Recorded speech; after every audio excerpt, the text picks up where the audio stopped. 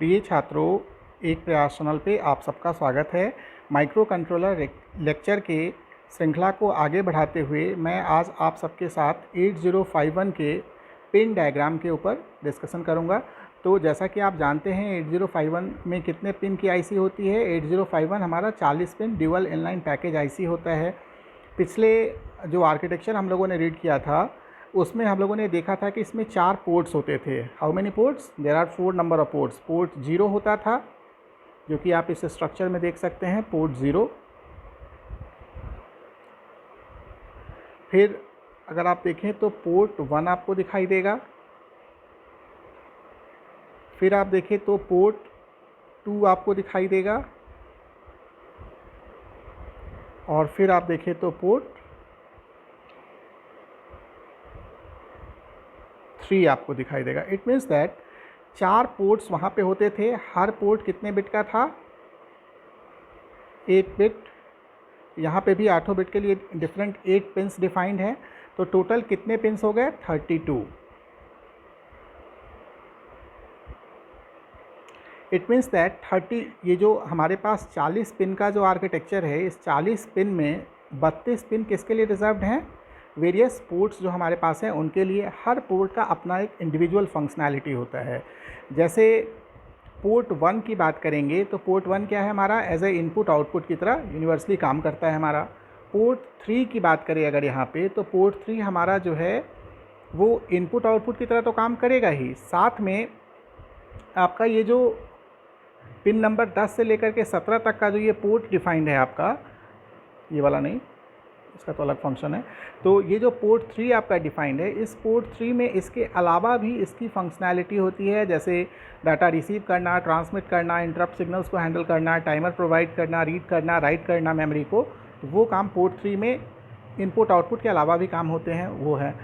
Port 2 की बात करोगे आप यहाँ पे, तो पिन नंबर 21 से 28 तक में जो पोर्ट हैं, ये पोर्ट आपके इनपुट आउटपुट के साथ साथ जो हायर बाइट एड्रेस होता है आपका, उसको भी ये हैंडल करने का काम करता है। और पोर्ट नंबर 32, पिन नंबर 32 से लेके 39 तक, ये जो पोर्ट नंबर 0 है आपका, ये जो 8 बिट का पोर्ट्स है, वो इनपुट आउटपुट के साथ साथ एड्रेस और डेटा का जो मल्टीप्लेक्स्ड सिग्नल है उसको भी डील करने का काम करता है। तो जैसे 8085 में हमने देखा था ALE सिग्नल होता था, यहाँ पे भी सेम एक सिग्नल मिलेगा 30th नंबर पोर्ट पे, जिसमें ALE signal plus program signal लगा होगा। तो देखेंगे कि इसका क्या फंक्शन है। फिर अलग अलग इसमें जो बाकी पिन्स बच गए हैं उनके क्या फंक्शंस है वो देखते हैं। तो जैसे आप पोर्ट्स के बाद टोटल हमारे पास 8 पिन्स बचते हैं।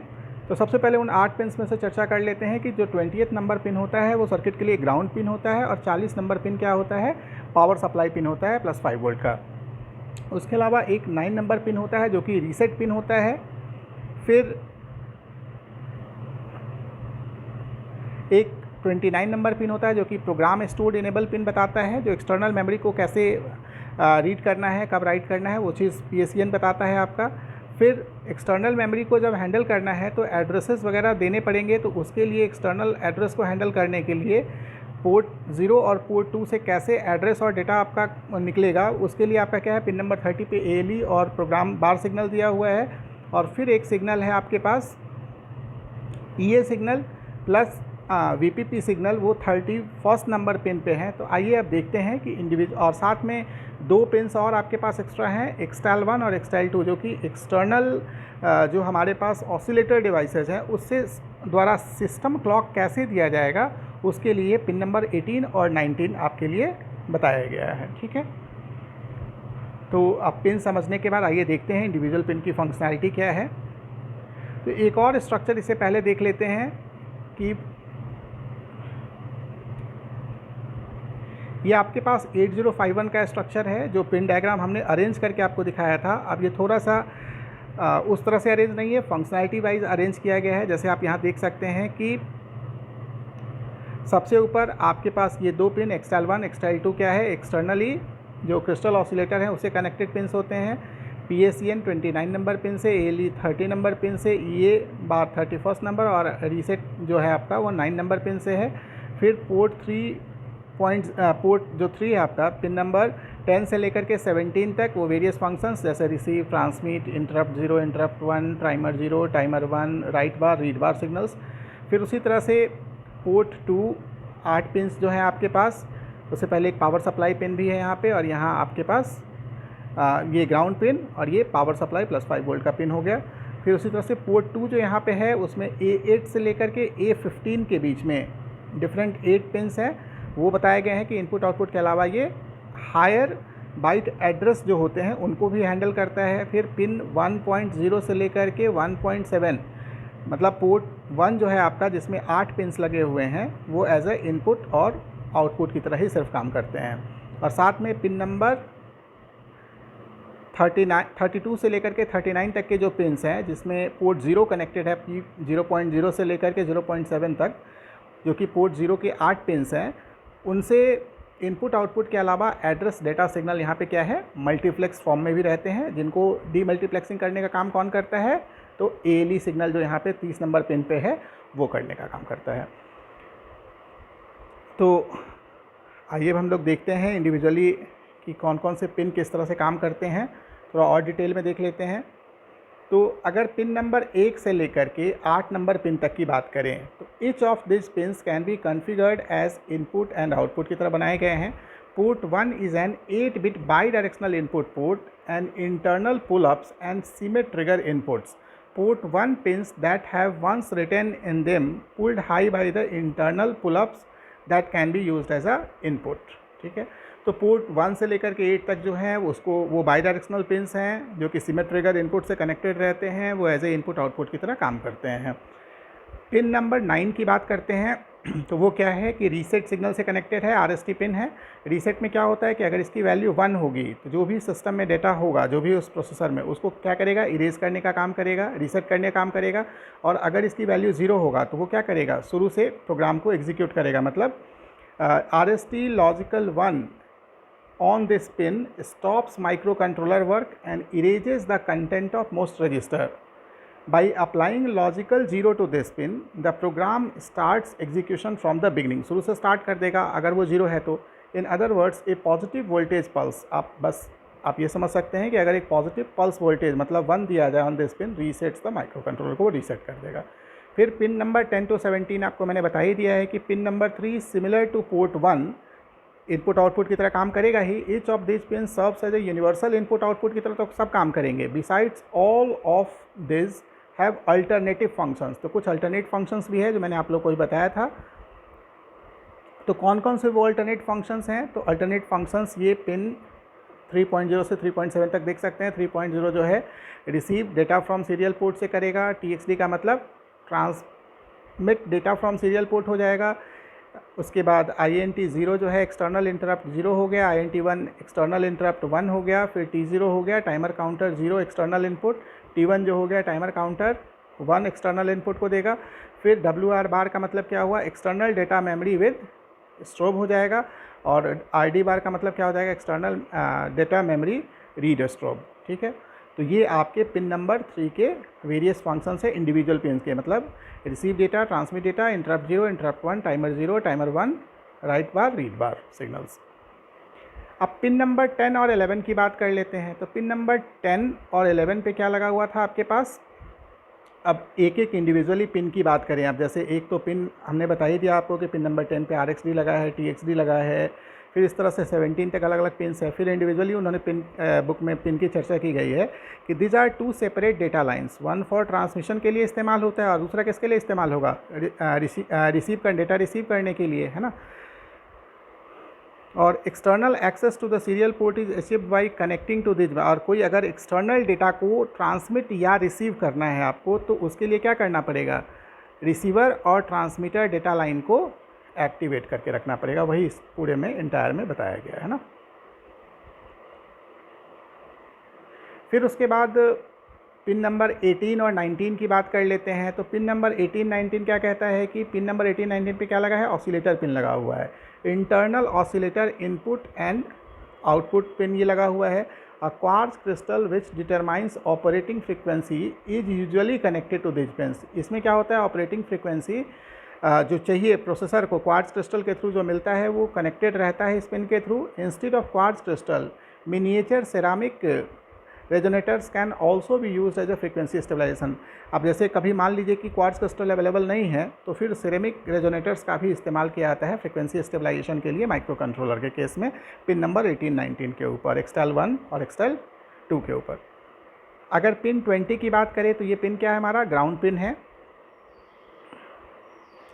फिर पिन 21 से लेके 28 तक अगर आप देखिए डायग्राम में याद करें तो कौन सा पोर्ट था आपके पास, वो था पोर्ट 2 से कनेक्टेड था। और वो पोर्ट 2 क्या था, is there is no intention to use external memory. अगर कोई एक्सटर्नल मेमोरी को इस्तेमाल करने का अगर नहीं है मन, then this port pins are configured as a universal input output की तरह वो काम करेगा। और अगर एक्सटर्नल मेमोरी को इस्तेमाल करना है then higher order address byte जो उसके साथ कनेक्टेड है A8 से लेकर के A15 तक, वो इस पोर्ट पे अपीयर हो जाएगा। मतलब क्या हुआ कि पोर्ट 2 के थ्रू आप हायर ऑर्डर एड्रेस बाइट 8 से 15 को प्राप्त करके एक्सटर्नल मेमोरी को एक्सेस कर सकते हैं। अगर नहीं करना हो तो वो यूनिवर्सल इनपुट आउटपुट पिन की तरह ही काम करेगा। पिन नंबर 19 क्या कहता है, ये कनेक्टेड है PSIN से, मतलब program stored enable input pin से कनेक्टेड है। If external ROM is use for storing program then it is logic 0। मतलब ये कह रहा है PSEN बार जो होता है सिग्नल कि अगर लॉजिक 0 है इस पर, इसका मतलब क्या है कि प्रोग्राम जो है एक्सटर्नल रोम का इस्तेमाल किया जा रहा है प्रोग्राम को स्टोर करने के लिए। Every time the micro controller reads the bytes from memory, तो फिर मेमोरी से वो रीड करने का काम करेगा माइक्रो प्रोसेसर। फिर पिन 30 क्या कहता है, ALE सिग्नल। तो ALE सिग्नल तो आपको क्लियर ही है, पिछले बार भी 8085 मैंने पढ़ाया था कि ALE prior to every reading from external memory the microcontroller sets the lower address byte on P0 and immediately after that activates the output, ALE को एक्टिवेट करेगा। अगर ये ALE सिग्नल की वैल्यू 1 है, इट मीन्स दैट आपका जो port 0 वाला जो पोर्ट है उस पोर्ट 0 पे क्या आएगा, आपका एड्रेस सिग्नल आएगा। तो यहाँ से क्या मिल जाएगा, A0 to A7 मिल जाएगा। और जो आपके पास पिन नंबर 21 से लेके 28 तक था उससे A8 से A15 मिल जाएगा। तो यहाँ से A0 से लेके A15 तक में आपका एड्रेस कंप्लीट हो जाएगा और जिस लोकेशन पे जाना है वहाँ से जाकर के डाटा को आप रिट्रीव कर सकते हो, है ना। वही चीज़ यहाँ पे बताया गया है।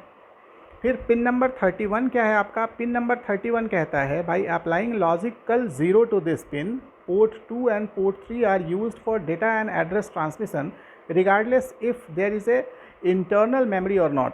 मतलब ये कहना चाह रहा है कि आप लॉजिक 0 को अगर ये बार, एक्चुअली ये बार सिग्नल है, तो ये बार सिग्नल के ऊपर आप जब लॉजिकल 0 अप्लाई करेंगे तो पोर्ट 2 और पोर्ट 3 का इस्तेमाल जो है डेटा तथा एड्रेस ट्रांसमिशन की जगह इंटरनल मेमोरी के तौर पे किया सकता है। And this means that even there is a program written to the microcontroller it will not be executed. मतलब कह रहा है कि आपके पास